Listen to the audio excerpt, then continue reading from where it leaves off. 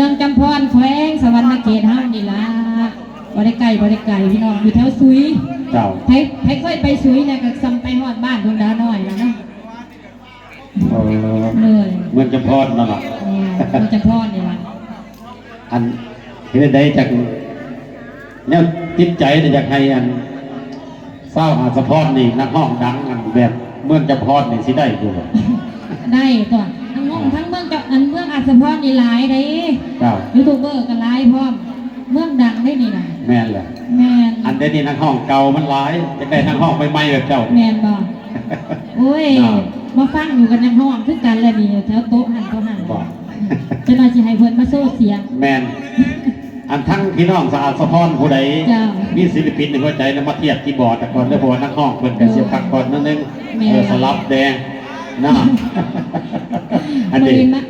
มาเป็นการเป็นงานง่ายเพิ่นรับเชิญมาเพิ่นว่าสิมีดีเจอีกได้ช่วงนึงเพิ่นว่า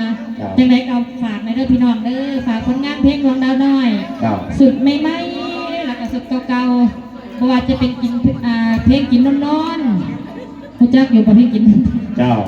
ได้ยินฮักแต่โมเห็นคนมาเห็นแต่สิร้องสุฟังเจ้าจะหน่อยน่ะเดี๋ยวว่าสิบ่ได้ยินแล้วก็เพลงล่าสุดพี่น้องไทยเซโนฝากเด้อฝากเป็นกำลังใจให้ดวงดาวน้อยแน่ตอนนี้ก็แตกล้านวิวแล้วล่ะแล้วก็ผลงานเพลงใหม่ก็ยังมีอยู่แต่ว่าอุบไว้ก่อนประมาณเดือนหน้าเดือนพฤษภาคมจังปล่อยเจ้าอยากมาให้มาดูเด้ออัศพรเพราะว่าอยากมาคือกันได้มาดูอัน2-3 มื้อนี่สิไปน้ำปอดบ่โอ้บ่แม่นไปอันเฮาสิไปไสบอดเจละมงไปเจละมงยาดมาอัศพรโดยอันเพราะว่างานนี้มาจากอันไปกับอันบ่าวคำหลาวิไลพ่อนี่แหละคือเจละมงเนาะเมื่อยังเจละมงเฮาน่ะอาจสะพังทองแม่อาจสะพังทองเด้อพี่น้องเด้อผู้ใดยังบ่พอใจในมื้อนี้ก็ไปติดตามอยู่ทั้งนั้นก็ได้อาจจะเอาเมื่อเท่านี้ล่ะ